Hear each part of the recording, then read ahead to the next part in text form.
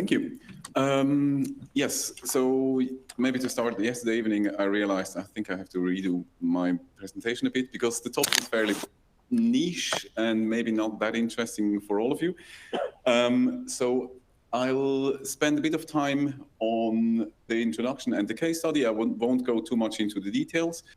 If you are interested in more details, read the paper. It's going to contain everything that you might be interested in.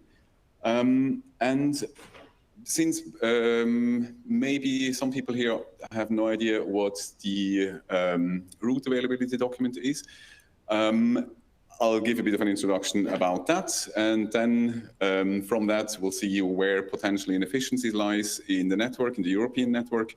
And from that, I'll show a pathway on how the kind of the case study could be generalized to large-scale analysis of the network.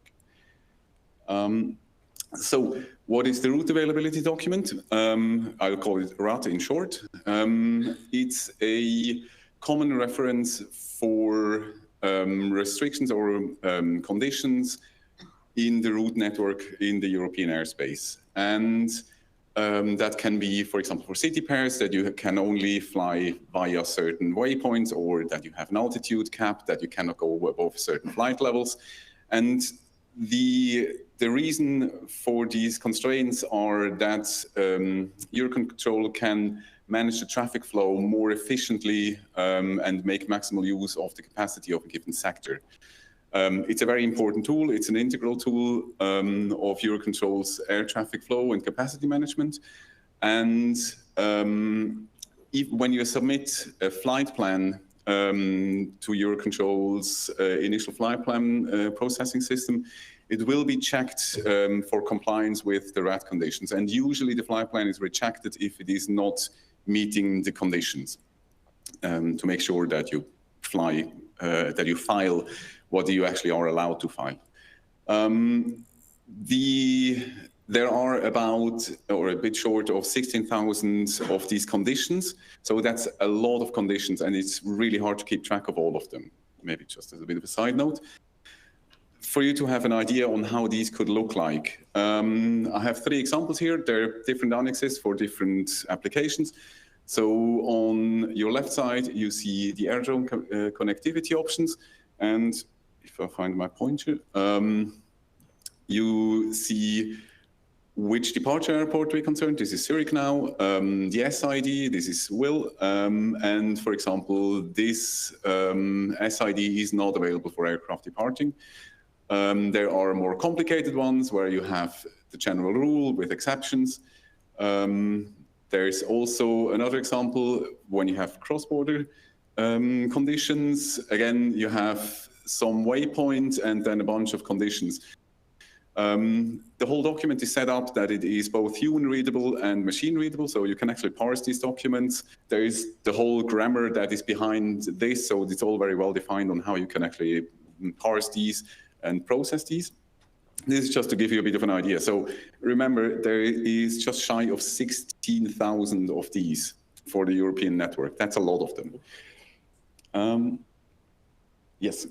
So what we're going to do now, or what I'm going to be talking for the next couple of minutes is we want to assess the adherence to the flight plans, because, or in another way, we want to check the adherence to the RAT conditions. Because there are suspicions that flights are not always flown as they are filed. So the first thing is we assess that. And then should there be any inconsistencies, well, spoiler alert, there are. What is the difference in terms of flight time and in terms of flight distance? And we also did a short analysis in terms of holding patterns, if that leads to more holdings when flights get shortcuts. And based on that, this is on one specific example. I'll give a bit of an outlook on how that could be generalized. So let's look at the example. We looked at the example of flights from Zurich to London Airport. So that's London Heathrow, Gatwick and City. And you see the sketch here. The flights need to be scheduled or need to be planned from the end of the SID via Torpa, Rekla, and RLP. No need to remember the specific waypoints, that's just a route that is more or less defined. And we check if flights are actually operated like that. And this example was chosen because there was a suspicion that this might not be the case.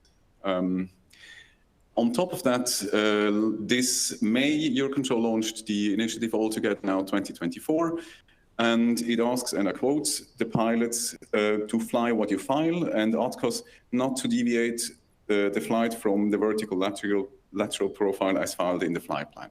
So again, it makes perfect sense from your perspective point of view to ask everybody involved to actually fly as you file, because it increases the planability, it increases efficiency, and makes everything a lot more plannable. So we also check if the initiative had any effect or observable effect in terms of adherence to the flight plans. Just a short on the data, we have 1 year as a baseline from May 2023 to 2024, kind of before the initiative, and then we compare that to the time frame from May till the end of September. And we used OpenSky data, and Eurocontrol kindly provided us the last found flight plan for these routes for the same time. And we received a total of about 4,800 flight plans, and almost 93% of these were actually filed via that routing that I just showed you. So it's really the vast majority. To make the analysis a bit more consistent, we only look at the 3 biggest airlines for these routes. So we don't want to have general aviation in there to make it a bit more consistent as a data set. And the most traffic was from Swiss International, British, and EasyJet. We also matched the aircraft trajectories to the flight plans, and out of the ones that actually fly the corresponding routing, we have 85% trajectories that you could match, which is fairly decent. And this is kind of a visualization on how that looks. On the right, you see the whole route. And then we zoomed in on the part that is kind of route restricted. And you can see also already on the top, we distinguish between the ones that fly via Rekla and the ones that don't. And it very much looks like there's not a lot of adherence to the flight plans. Again, to remind you, these flights have to have been filed via the route that is shown down here. In numbers, we have it divided here per destination. I'm just looking at the total numbers. The adherence is somewhere between 3 and 5%, so it's a very, very low range of adherence to the flight plans. What we did is we did a statistical test to check if the adherence increased after the initiative, and it doesn't. Well, statistically, there is no significant increase in the adherence after the initiative. So unfortunately, the initiative didn't really help much. Then, now that we established we have a really fairly low adherence to the flight plans, we wanted to see what's the difference between the 2 groups. So you have, in red, you have the ones that fly as filed, and in blue, you have the ones that got shortcuts. And kind of the histogram indicates that there is a bit of a shorter flight time as well as a bit of a shorter distance, as you would expect. And if you look at the mean values, and again, we did this statistical test, you see, yes, it does with the flight distance. For all the destinations, you have a statistically shorter flight distance, and unfortunately only for Heathrow, also statistically significant shorter flight time. And per flight, you save about 2.4 minutes or 12 miles for Heathrow. Also, maybe to keep in mind, the other 2 airports, they have comparably little traffic, and also the groups are a bit small, so the statistics there are a bit shaky. So be careful with the interpretation of the results here. And then we dove a bit deeper into London Heathrow, because that's by far the most traffic. So it has almost double the amount of traffic as the other 2 combined. So the numbers are a bit more solid there. And one hypothesis was, okay, when they get shortcuts and they arrive there in median about 2.4 minutes earlier, well, do they all end up in holding patterns and basically they waste their advantage that they just had? We identified the holding patterns, and it turns out, no, that does not seem to be the case. For some reason, which is actually nice, the flights that did get a shortcut end up in holding patterns about 30% of the time, and the ones that did not, about 40% of the time. So it certainly did not make it worse, let's put it this way. And now maybe you might ask, okay, why do we care about that? It's not that much of an issue, of a difference, but I mean, the initiative was launched again for a reason. Eurocontrol, or from an operator's, from a network's perspective, it makes a lot more sense that you know how it's going to be executed in reality. You want to have the predictability. And the 2.4 minutes might not seem like a lot, but it is significant when you're operating the network, or even if you're an airline, because turnaround times are super tight. You squeeze out everything that you potentially can. Also, it has, even though we think it's fairly low, it has a chance in terms of fuel planning that you can optimize your fuel planning a bit, and you might save a little bit of fuel and save a little bit of CO2, but I don't think that's going to be too much.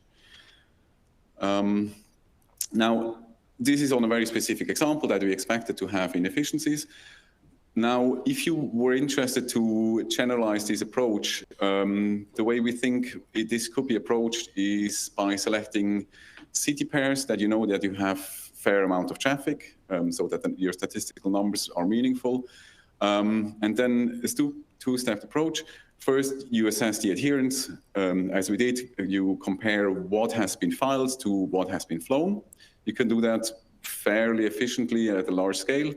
And then when you have a certain inefficiency, say, you can dive deeper and look at what are the differences in flight time and what are the differences in flight distance.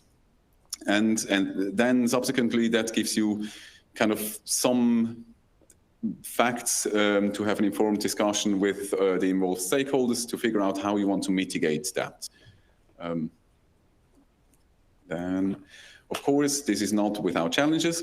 To do that at a large scale, you need a fair amount of computational power, which is pretty obvious, I think.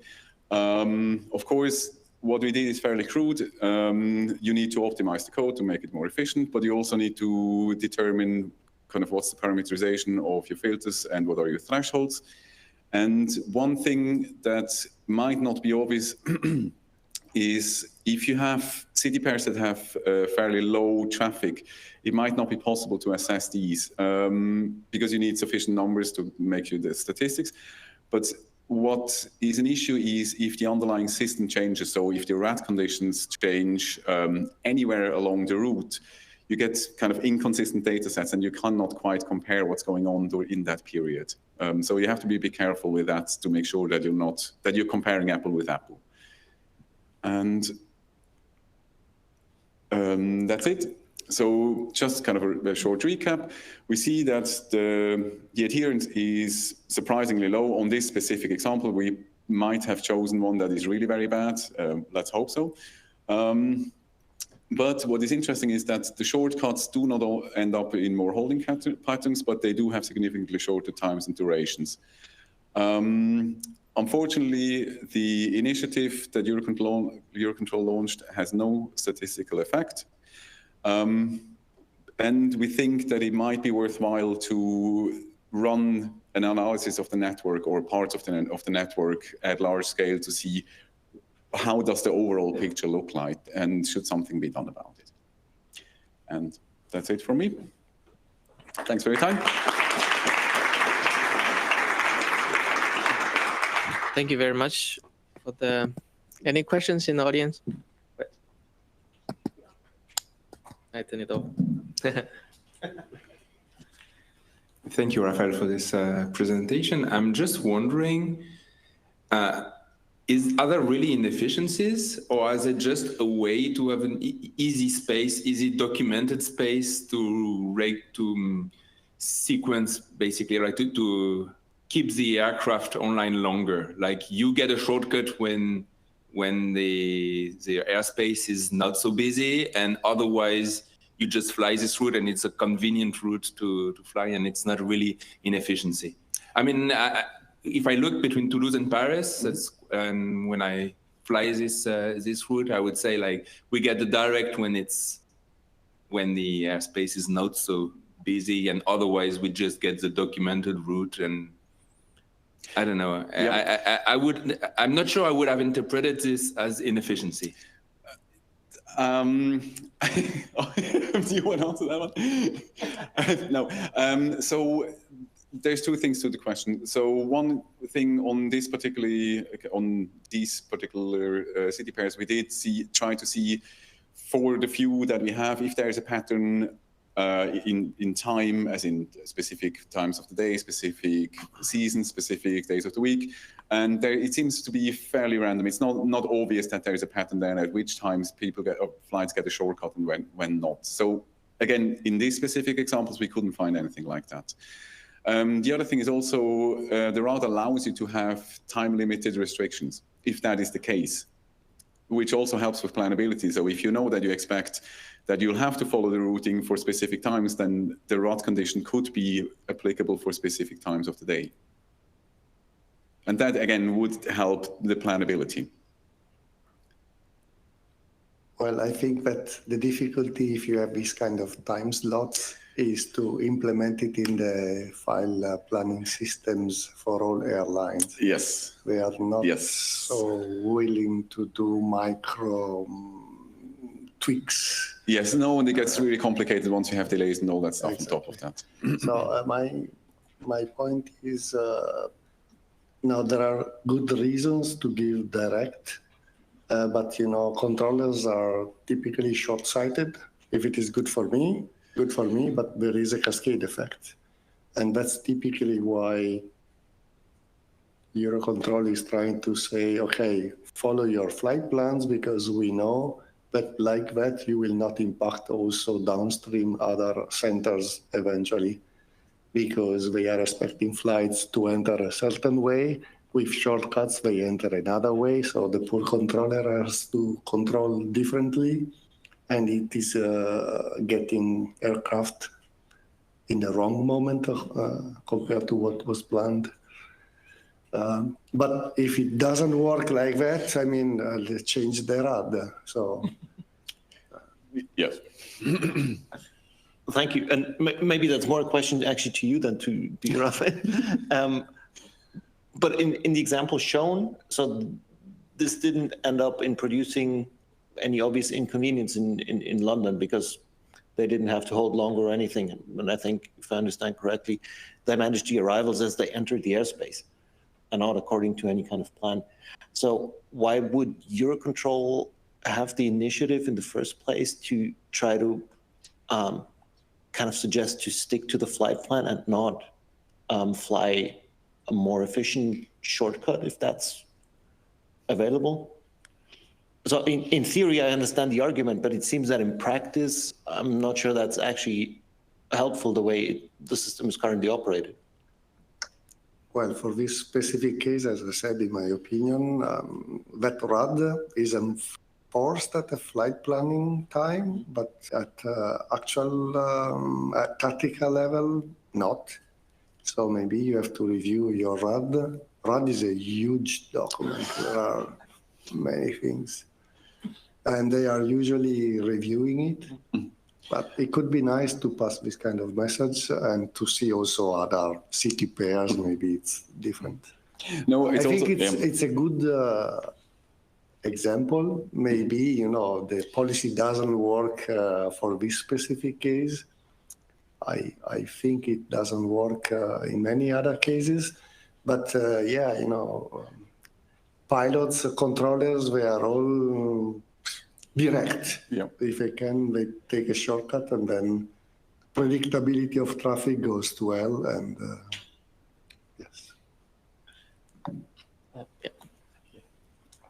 Thank you very much for the presentation. Really interesting, because what you call inefficiency seems to be efficiency at the end. Yeah, in a way, it's kind of lost efficiency I understood what Enrico said, that this is thought from, I'm sorry to say that, from a theoretical viewpoint. If you plan something, you have to stick to something. That means that when an airline plans that a flight will take 3 hours, the flight should take 3 hours, but they don't believe and they don't follow this path. They put 3 hours to be safe. What we see here is that on the other side, controllers are doing exactly the same. If they don't know if the direct route will be available, they will give you the standard route. And then if the other route is available, they go in the other way around. If they do the opposite, the airlines will sort the flights and will mean at the end more delays and more changes. And the single example that we have seen, I acknowledge that you say that we have to see other examples, says just the opposite. We are worried about the sustainability of the system and then contamination and things like that. And it seems that the network manager is suggesting not to take the opportunities you have to reduce emissions. What is not probably the best sign? Thank you. Well, hello, my name is Christian. I'm in charge of the predictability area and the SSR performance framework. And it's very interesting, your presentation, because we have had really long time assumptions on the influencing factors on the predictability. Predictability is basically the difference between the flight time, the planned flight time and the actual flight time. And usually we consider that the predictability in the DMA for departures was very high, but in your case, we were seeing a lot of bias on that side. In that specific seat pair, 2.7 minutes is a lot in terms of the. So I would like to see this extended to more and to use or adopt that data within our computations in the SSR performance framework. Apart from that, maybe you need to look also for other reasons for that. I mean, I found a little bit, there is not a causality between, not having this, via Repla was that longer times in holding in London.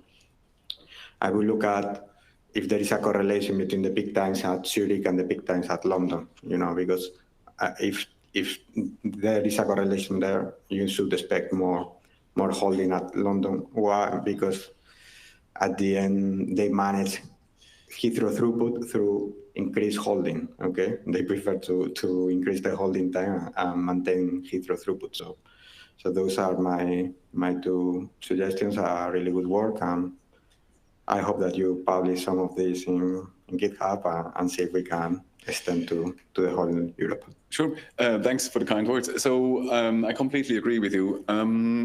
Just one or two words. So I think as well, this could be an extreme example. I have absolutely no idea. And I don't want to actually speculate too much about the reasons why it's done like that.